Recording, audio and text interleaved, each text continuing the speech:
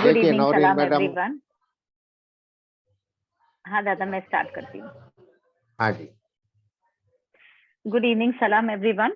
So today's backflower remedy we are going to learn from Dada and Noreen madam. So let's ask Noreen madam to take the charge. Noreen madam, welcome please. अस्सलाम वालेकुम, बिस्मिल्लाहिर्रहमानिर्रहीम। जैसा कि आज का हमारा topic है cherry plum. Beige flower की जो है ये 6th मेडिसिन है, और जितना मैंने मैडम से या दादा से सीखा है थोड़ा सा बताने की कोशिश करूंगी। जो मेन पॉइंट वो मुझे समझ आए हैं इस मेडिसिन के बारे में कि इसका पेशेंट जो है वो अपना कंट्रोल खो देता है, मेंटली तौर पर भी और फिजिकली भी। मेंटली तौर पर इस वजह से कि इसका पेशेंट एक को बिल्कुल मुकम्मल मायूस हो जाता है, पागलपन तक चला जाता है या पागलपन के करीब चला जाता है। तो इसकी एग्जांपल हम इस तरीके से दे सकते हैं कि अगर जब हम इस मेडिसिन को रीड करते हैं कि माइंड हमारा क्या है, टावर है, ब्रेन टावर है जो पूरी बॉडी को कंट्रोल करता है। अब चाहे जहनी तशद्दुद हो, जिस्मानी तशद्दुद हो, या किसी भी वजह से वो जब बीमारियां सप्रेस होती हैं या मेंटल कंडीशन सप्रेस होती हैं तो वो फिजिकली या इमोशनली सिम्टम्स को प्रोड्यूस करती है। अच्छा, चेरी प्लम का पेशेंट जो होता है वो अपना कंट्रोल खो देता है।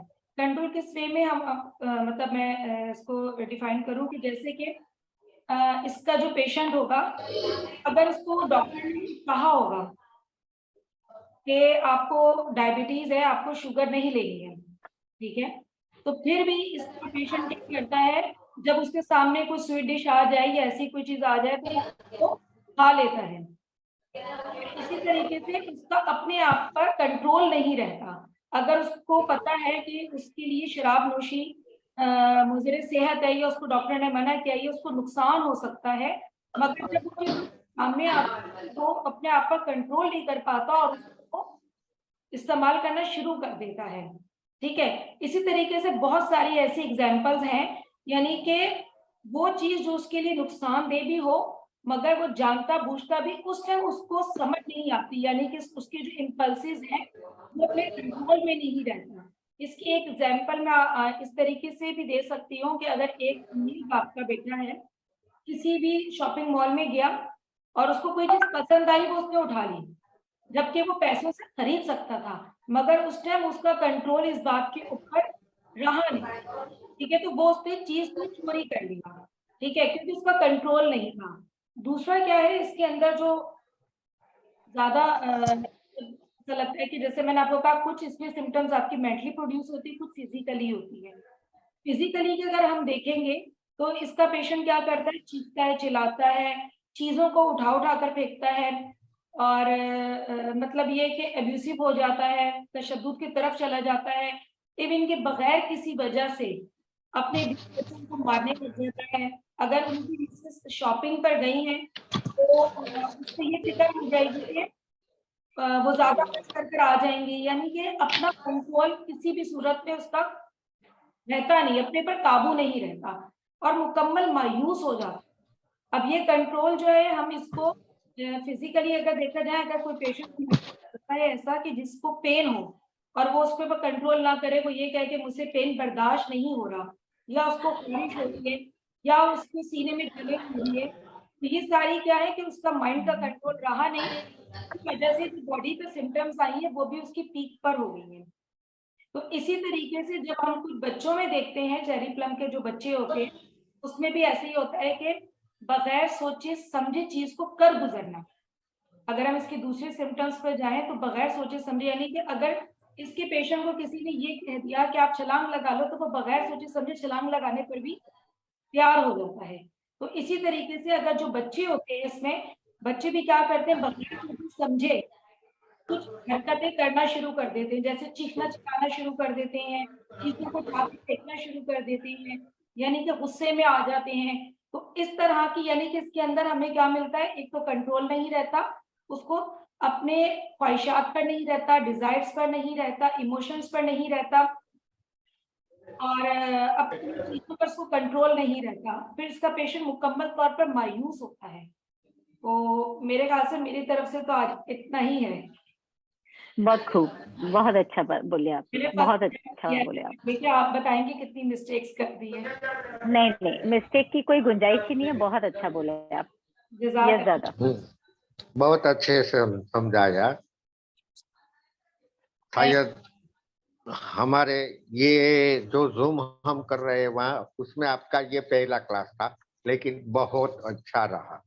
वैसे तो आप, मैं समझता हूँ कि आप एक होमियो के टीचर प्रोफेसर हो, बच्चों को सिखाते भी हो, बहुत अच्छा रहा। बट जैसे आपने बताया ना कि मन पे, माइंड पे कंट्रोल नहीं होता, तो चेरी प्लम क्या काम करता है? माइंड को कंट्रोल करता है। तो मैंने चेरी प्लम को नाम क्या दिया है, अपना कंट्रोल टावर।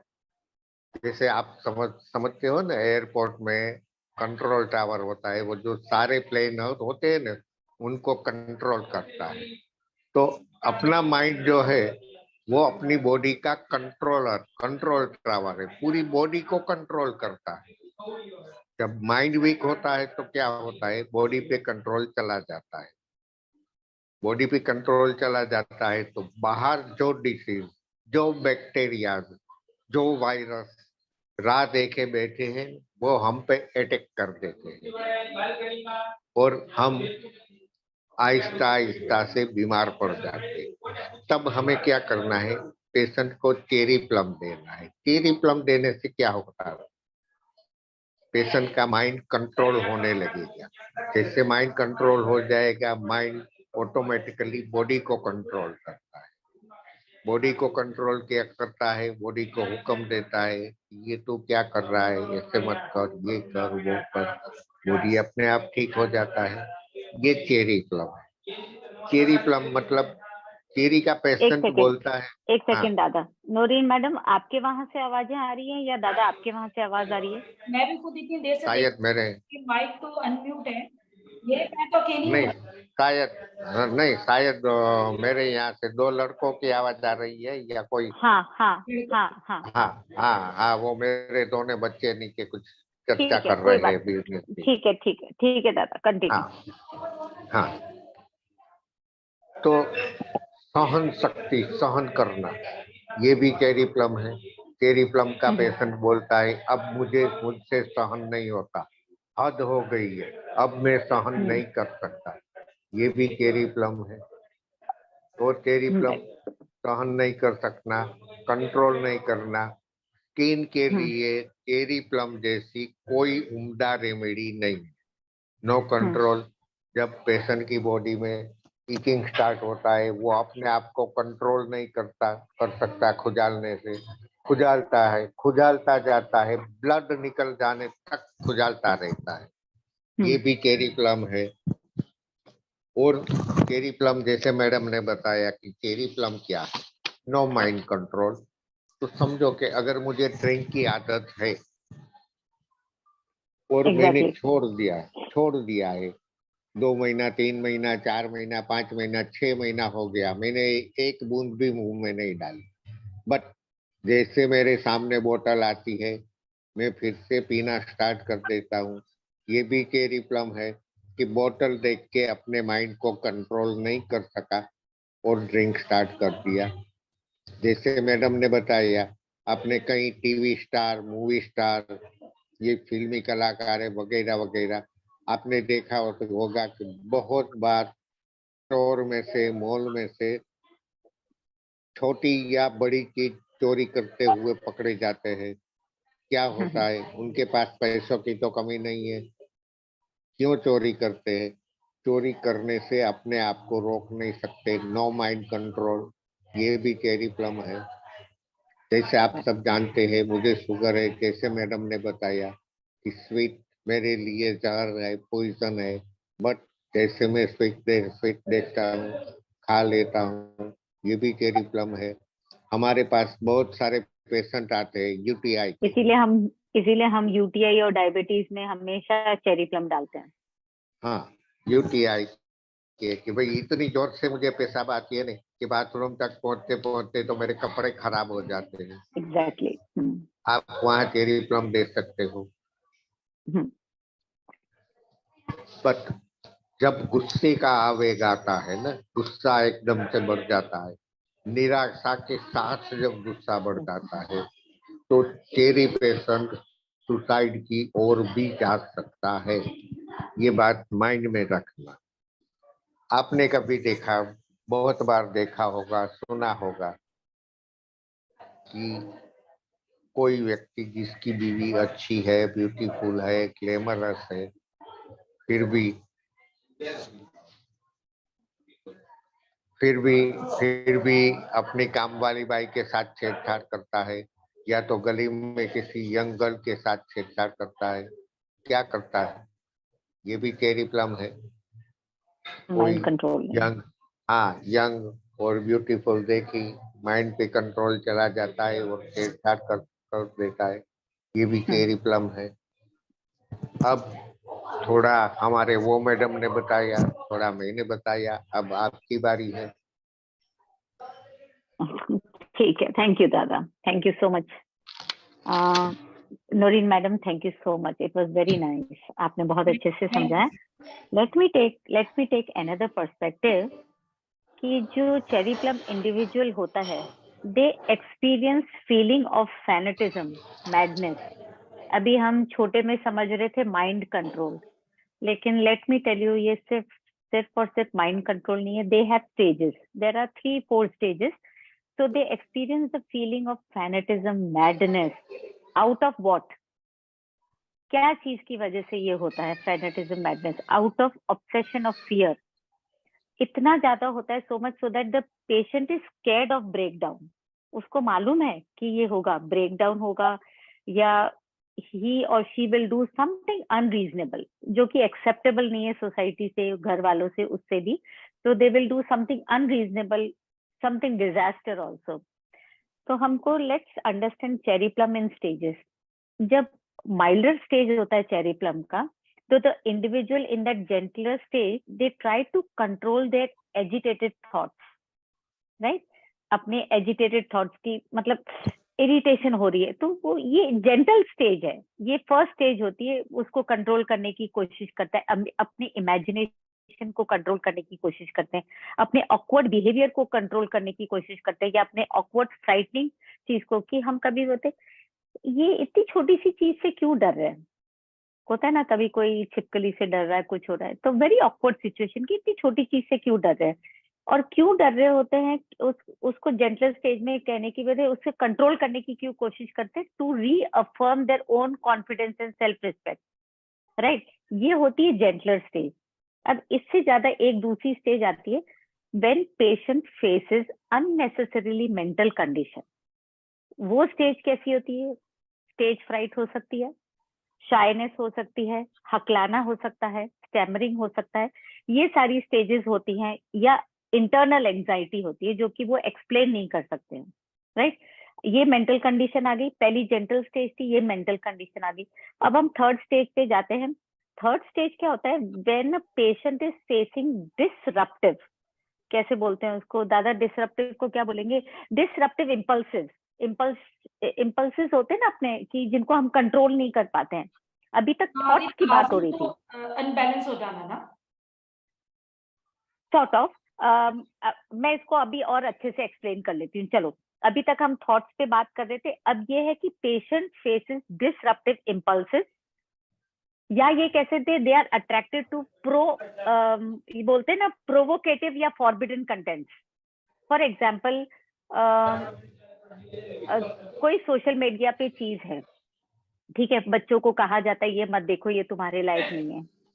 कैसे? जैसे वो फ्राइटनिंग वाली पिक्चरें आती है ना, हॉरर वाली मूवीज, क्यों देखता है बच्चा, या कुछ लोग क्यों देखते हैं?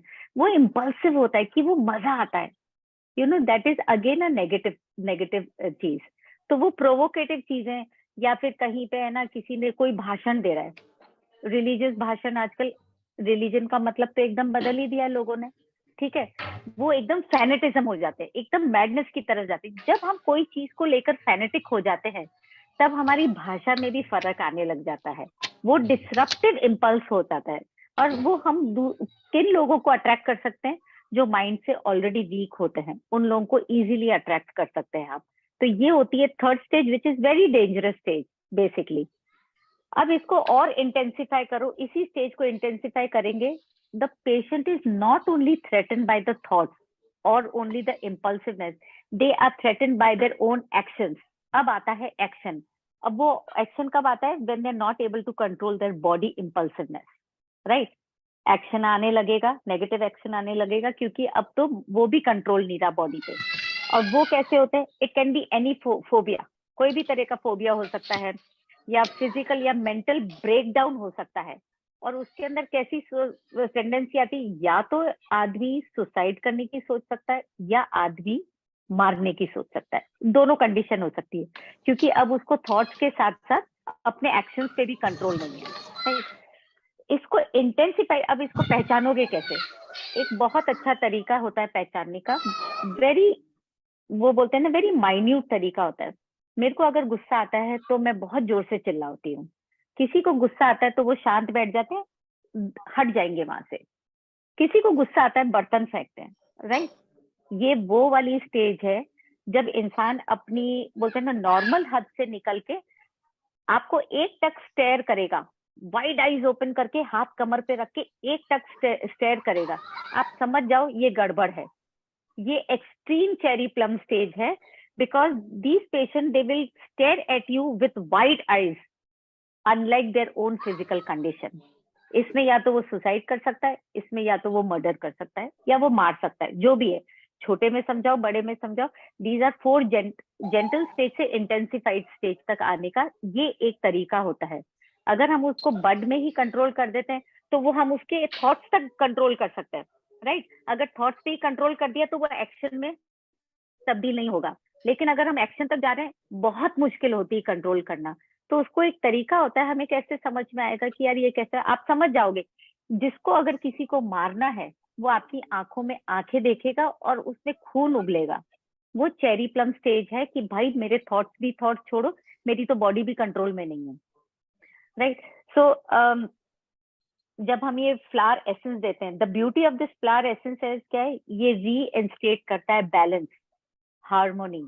आपको समझ में आने लगता है लॉजिकली कि लॉजिकली क्या सही है क्या गलत है।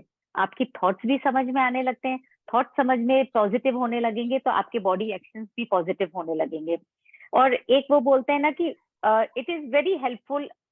जो पेशेंट एकदम गुस्से में भरा हुआ होगा ना, वो आप नोट करना, एकदम हिलेगा, बॉडी एकदम शेक होती है। कई बार गुस्से में इंसान फेंट भी हो जाता है, कई बार पसीने पसीने होने लग जाते हैं। तो इन सारी स्टेजेस में, from milder to this stages, you can always give cherry plum. Cherry plum दादा की फेवरेट ऐसे है कि जितने भी इमोशंस होते हैं, जो नेगेटिव इमोशंस होते हैं, they are not in our control basically. Addictive जो उन्होंने चीज बताई, शॉपोहॉलिक जो लोग होते हैं, जिनको सिर्फ है ना शॉपिंग करने का जुनून होता है, चीजें होती है लेकिन बस होता है, दुकान देखी नहीं कि भाई कोई चीज खरीदनी है।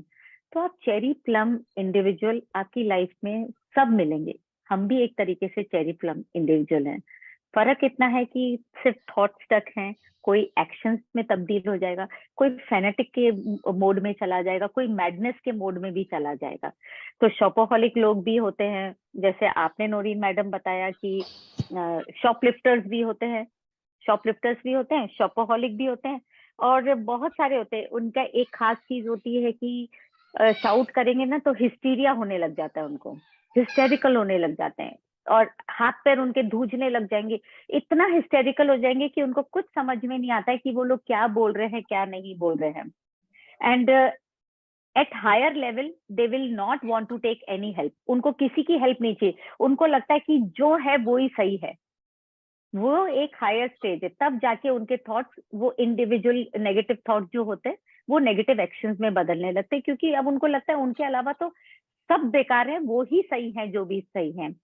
तो आई प्रेफर कि आपके पास जितने भी होम्योपैथी के भी अगर पेशेंट्स आते हैं, it is always better to give cherry plum and crab apple together. They always go, बोलते हैं ना, साइड बाय साइड। और जब जो cherry plum individual negative individual होगा, वो अगर बोलते हैं ना वियर्ड इमेजिनेशन या अपने दिमाग में कंट्रोल नहीं हो रहा है, तब वो क्या करते हैं? ज्यादातर आप देखोगे खुजली करेंगे, वॉयलेंट स्क्रैचिंग करेंगे अपनी बॉडी के अंदर, या जोर जोर से चिल्लाएंगे, तो वो ये सारे फिजिकल सिम्टम्स आपको दिखते रहेंगे इन लोगों के अंदर। तरह तरह के फिजिकल सिम्टम्स होंगे जो कि एक आम सिम्टम नहीं होता है। बॉडी में कुछ भी नहीं है, कोई प्रॉब्लम नहीं है, लेकिन वो खुजालते रहते हैं और धीरे धीरे धीरे धीरे वो वायलेंट स्क्रैचिंग में बदल जाता है, राइट, हिस्टीरिया में बदल जाता है। So this is all from my side. ये बोल सकते हैं इररेजिस्टिबल टेम्पटेशन ऑफ लाइफ, ये कह सकते हैं चेरी प्लम के लिए। दादा कहीं कुछ गलत हो गया हो तो बता दीजिएगा। नहीं, कहीं कुछ गलत नहीं हो गया, बट आप ऐसे क्वेश्चन मुझे मत किया करो। वैसे भी आज मेरा दिमाग ठिकाने पे नहीं है, अगर कुछ बोल दिया ना तो आपको बुरा लगेगा। चेरी प्लम ले लो, हम आपको चेरी प्लम दे देंगे, भी ले लो बीच में डांटने से पहले। राइट, ये बात, चलो ठीक है। इनफैक्ट में कभी भी किसी जैसे को बर्निंग होती है या इचिंग होती है, मुझे ध्यान है मेरा ये पूरा हाथ जल गया था, दादा को पता है, मतलब एक्चुअली पूरा तेल गिर गया था और ये पूरा जल गया था। तो दादा की J1 और A1 हमेशा रहती है। नॉर्मली मेरे पास दोनों चीजें किचन में रखती हूँ, बट मुझे ध्यान नहीं उस वक्त क्या था क्या नहीं था, बट मेरे पास J1 थी क्योंकि उसके अंदर दादा की बनाई हुई रेस्क्यू रेमेडी और चेरी प्लम और क्रैब एप्पल वो सब डाल के जो था मैंने फट से लगा दिया था, क्योंकि वो डर था और डर के मारे में जल रहा था, तो मैं ना हिल रही थी, इट वाज, वो टर्न हो रहा था मेरा हिस्टीरिया में, रोना भी आ रहा था, वो भी हो रहा था, कुछ समझ में नहीं आ रहा था, ब्लैंक हो रहा था। बोलते हैं ना आपके थॉट्स इमेजिनेशन एकदम ब्लैंक हो जाते हैं, एकदम ब्लॉक हो जाते हैं। तो ये सारी छोटी मोटी चीजें you have to connect it, physical conditions को आपको इमोशनल कंडीशन के साथ एकदम कनेक्ट करना है, and you have to be very creative कि हम इसको किस में यूज कर सकते हैं। तो बेसिकली अगर कोई भी चीज होती है, हम एग्जाम देने जा रहे हैं या कुछ भी जा रहे हैं, तो चेरी प्लम देने में कोई नुकसान नहीं है। This is sort of a stage fright, this is sort of an exam fright, right. या शाइनेस भी होती है, लड़का लड़की को देखने जाते हैं, जो भी होती है, थोड़ी शाइनेस भी होती है, उसमें स्टैमरिंग भी स्टार्ट हो सकती है। So these are all the condition. Thank you Noreen madam, this is all from my side. आप बोलिए, पूछिएगा। हिस्टेरिया में हम चेरी प्लम देते हैं ना, उसी तरह कोई भी पेशेंट अगर हाइपर एक्टिव है ना, तो उसको भी चेरी प्लम देनी चाहिए, कंट्रोल जो करेगा। नहीं दादा, जैसे आजकल हमारे पाकिस्तान के अंदर तो ADHD जो है और ऑटिज्म, हर मतलब पेशेंट्स हमारे पास, मेरे पास तो खैर स्पेशली बहुत ज्यादा रिपोर्ट हो रही है। तो चेरी प्लम काफी सारी जगहों पर बच्चों को मैंने भी दी हुई है, रिजल्ट भी आ रहा है। खास तौर पर जो उनकी बॉडी की मूवमेंट है, गुस्सा करना, चीजों को उठाकर फेंकना, तो हम ADHD के पेशेंट्स के अंदर भी इसको चेरी प्लम को यूज करा सकते हैं, क्योंकि उनका कंट्रोल अपने माइंड पर है नहीं। इम्पोर्टेंट रेमेडी ADHD में ये, ADHD। क्योंकि एक चीज समझनी पड़ेगी, हमारा होम्योपैथी जो है इट इज बेसिकली, हम हिस्ट्री क्यों लेते हैं? चाइल्डहुड तक जाने के लिए, इमोशन समझने के लिए, एंड बैकफ्लावर इज एब्सोल्युटली इमोशन जिस पे बेस्ड है, फिजिकल कंडीशंस पे बिल्कुल बेस्ड नहीं है बैकफ्लावर। लेकिन अगर होम्योपैथी के साथ बैकफ्लावर हम सिंक में देते हैं, हमारे पास हमेशा 100% रिजल्ट मिले हैं। सारे केसेस में, दादा के सारे केसेस में 100% रिजल्ट है अगर हम होम्योपैथी और उसमें। इनफैक्ट पहले मंथ में तो वो हमेशा BFR देते हैं, थोड़ा सा दिमाग कंट्रोल में आने लगता है इंसान का, फिर वो हिस्ट्री बराबर देने लगेगा, हिस्ट्री बराबर देने लगेगा तो ही होम्योपैथी सूट करती है उसको। अदरवाइज अगर फर्स्ट में ही अगर हम होम्योपैथी चालू करते हैं, 99% वो ठीक नहीं बैठती है, क्योंकि हमारे पास हिस्ट्री प्रॉपर नहीं होती है। So it is always better to start it with BFR so that they start giving you history in the second month in a proper manner, जो सही तरीका होता है। सही टिप दिया आपने। क्वेश्चंस ले लें दादा? हाँ मैडम बोलिए मैडम, आप क्या कह रहे थे? नहीं, मैंने कहा आपने बहुत अच्छी टिप दी है, क्लिनिकल टिप। वेलकम।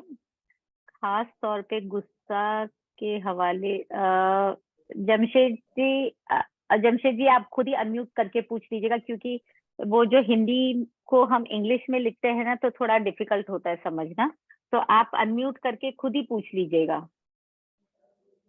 अमजद साहब का क्वेश्चन सर ये है कि इनका जो नेटवर्क है या किसी का भी नेटवर्क है वो बैड नेटवर्क पर चल रहा है।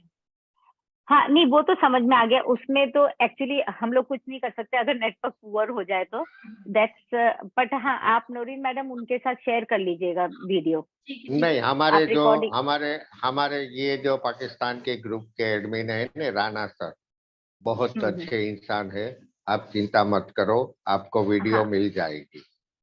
नहीं, जमशेद जी ने क्या क्वेश्चन पुटअप किया है, थोड़ा सा नौरीन मैडम आप लेंगे क्वेश्चन को? इनका है कि खास तौर पर गुस्से के हवाले से, बस ये लिखा है। हवाले से मतलब? बस यही लिखा है, आगे कुछ डिटेल नहीं लिखी हुई। Jamshed ji please unmute yourself और एक बार आप खुद ही पूछिएगा। हवाले से मतलब गुस्से के कारण, आई थिंक। ओके।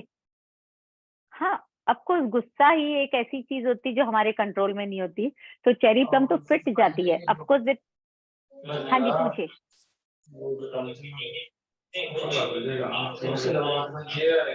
नहीं ठीक है, तो चेरी प्लम डेफिनेटली गुस्से के उसमें जाती है, क्योंकि गुस्सा एक ऐसी चीज है जो हमारे बस में नहीं होता है। हम गुस्सा तभी करते हैं जब चीजें हमारे बस में नहीं होती हैं, right? We lose control.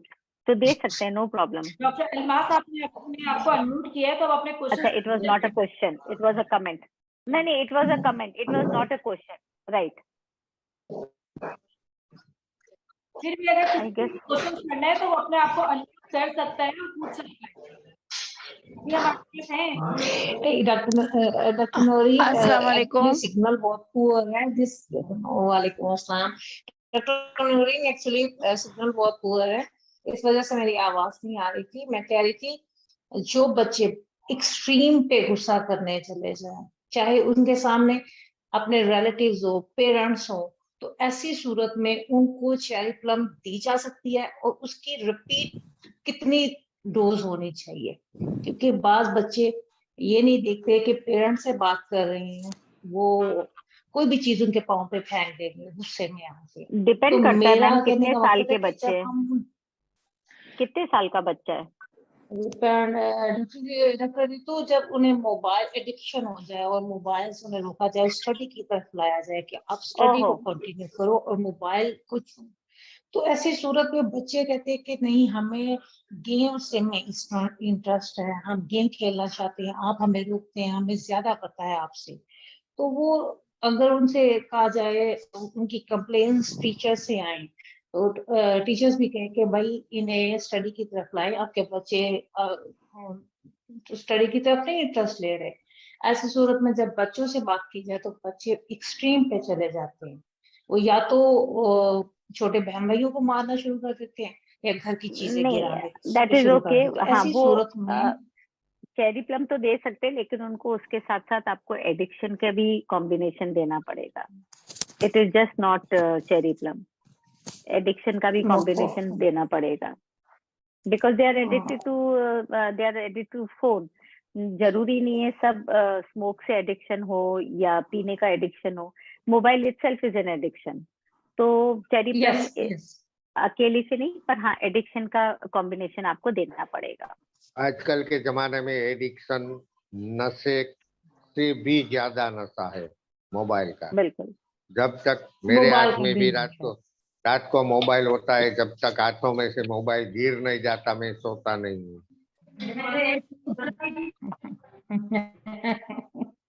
Walnut डालिए उसके साथ, चेरी प्लम के साथ। बेस जो रेमेडीज जाएंगी वो वॉलनट है, स्क्लेरेंथस की मैं पढ़ूं नहीं पढ़ूं, स्क्लेरेंथस है, चेरी प्लम है, वॉलनट है, बट बाकी हिस्ट्री के साथ देखिए कि और क्या क्या जाएगी।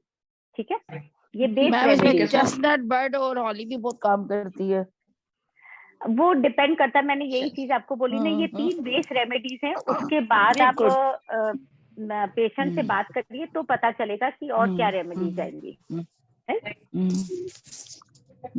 जैसे दादा बिल्कुल मैम, चेरी प्लम के हवाले से मैं भी एक चीज शेयर करना चाहूंगी। जी जी जरूर।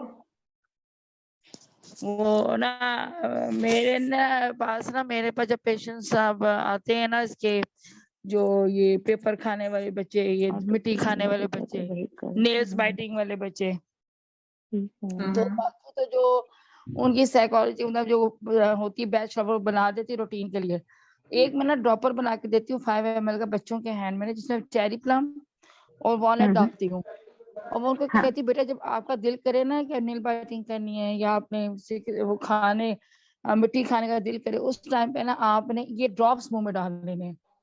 मैम उसके इतने अच्छे रिजल्ट आए, मुझे बच्चों ने आके खुद बताया कि मैम हमारी तो आदत ही खत्म हो गई है। वो जब बच्चों को उसकी क्रेविंग होती है ना, बच्चे उसको मुंह में डालते हैं। बड़ा मजे का इसका मैंने इसका रिजल्ट दिया था चेरी प्लम का ना। तो बहुत उसमें बच्चों की खुशी होती है, तो बच्चे आगे बड़ा जबरदस्त उसका रिस्पॉन्स दे रहे होते हैं। आपको एक मजेदार बात बताती हूँ। Cherry plum itself is a white colour flower, ठीक है, and white indicates what? White indicates peace, right? तो वो जब पीस ऑफ माइंड होने लगता है तो हम अपने आप लॉजिकली समझने लगते हैं। तो ये सिर्फ ऐसा नहीं है कि रैंडमली कोई एसेंस बन गया हो या डॉक्टर बैक ने एसेंस बना दिया हो। इसके फ्लावर्स, इसकी स्टेम, इसके roots, everything has been connected. और सब कुछ बोलते हैं ना, सिर्फ फ्लावर ही नहीं, उसकी जड़ से लेके पत्तियों से लेके every part of the plant is being used as an essence in some और द अदर मैनर। तो को रिलेट करना सीखे कि कुदरत ने ये वाइट कलर का जो फ्लावर है चेरी प्लम, उसके कैरेक्टरिस्टिक इसके फ्लावर से मैच करते हैं। आप हर फ्लावर को पढ़ेंगे बिकॉज वो जो तरीका है ना पढ़ने का, आप सिर्फ कैरेक्टरिस्टिक्स कीवर्ड मत पढ़िए। दिस इज अ वेरी, वो बोलते हैं ना, ये ऊपरी सतह है पढ़ने की, ये तरीका ऊपरी सतह है पढ़ने का। अगर आपको पढ़ना है तो पहले उस फ्लावर, उस प्लांट के बारे में पूरा पढ़िए, पूरा प्लांट के बारे में पढ़िए। वो बनता कैसे है, कोई बॉइलिंग से बनता है, कोई प्रेपरेशन सन मेथड से होती है, कोई बॉइलिंग मेथड से होती है। फिर उसके यूजेस पढ़ना चालू कीजिए, वो कहाँ कहाँ काम आ सकता है। अगर नहीं पढ़ सकते हैं, नहीं पता चल रहा है, तो कीवर्ड से फिर आप उसको अपने आप से क्रिएटिव होना सीखिए कि अब ये मैं कैसे यूज कर सकती हूँ। So this is the way of studying anything, सिर्फ BFR नहीं, फॉर एनीथिंग। क्योंकि जब तक आप बुक में से पढ़ेंगे वो एक तरीके का ब्लॉकेज है, बस वो उतना ही है। लेकिन पढ़ने का तरीका होता है कि जड़ में जाइए, फिर उसको पढ़ना चालू कीजिए, तो आसान हो जाती है पढ़ाई। You are right, ma'am. मैंने भी जब बैच को शुरू किया था तो मैंने भी इसी तरह से स्टडी किया था और मैंने भी बहुत रिजल्ट्स लिए बैच के। माशाल्लाह, दैट्स नाइस, वंडरफुल। हमारे पास आई थिंक नोरीन मैडम, हमारे पास है ना कोई अब वो नहीं है, क्वेश्चंस नहीं है, तो मैं एग्जिट होती हूँ। दादा है आपके साथ, बस 2 मैं मिनट एग्जिट होती हूँ। हमारे पास ऐसे भी 2 मिनट है क्योंकि टाइम आ रहा है। अच्छा, ठीक है, ठीक है, ठीक है। दादा आप कुछ बताइएगा। क्या बताऊं, बोलो आप। हर रेमेडी में ये तो होता है, जब आप रेमेडी ठीक तरह से समझ सकते हो, समझ जाते हो ना, तो बेच फ्लावर से आप पैथोलॉजिकल जो डिसीज होते हैं, जो कंडीशन होती है, उसको आप अच्छे से ट्रीट कर सकते हो। जैसे हमने बताया ना कि हिस्टेरिकल पेशेंट, हिस्टेरिया आना, सुसाइड की ओर जाना, अनकंट्रोलेबल इमोशनल से, अनकंट्रोल थॉट से, ये सब में आप आराम से चेरी प्लम दे सकते हो। चेरी प्लम कंट्रोल टावर है, सभी रेमेडी के सेंटर में है। हाँ जी बताइए। डॉक्टर जगतपाल पूछ रहे हैं, मैं न्यू हूँ BFR से, it's my first session, please tell me how to prescribe and what is better vehicle. तो जगतपाल जी, इसको प्रिस्क्राइब ऐसे कैसे मैं बता सकती हूँ कि कैसे आपको आपके पेशेंट के हिसाब से उसको प्रिस्क्राइब करना है। लेकिन अगर आप ग्लोब्यूल्स में दे रहे हैं तो 4 ग्लोब्यूल्स 3 से 4 बार, और इमरजेंसी है या बहुत कोई तकलीफ है तो हर आधे घंटे में भी दे सकते हैं 4-4 गोली। तो इसकी कोई डोज नहीं है। मैं आपको डॉक्टर शाइस्ता का, अच्छा ये जिस भी ग्रुप में, तो इसकी डिटेल हम इनको दे देते हैं। मैं अपना नंबर सेंड कर रही हूँ, तो डॉक्टर जगत आप जो है हमसे कांटेक्ट कर ले ताकि हम आपको डिटेल बता सके। तो कोई एग्जैक्टली डॉक्टर जगत जी, आप नौरीन मैडम को कंसल्ट कर लीजिएगा या दादा को कंसल्ट कर लीजिएगा, अलग से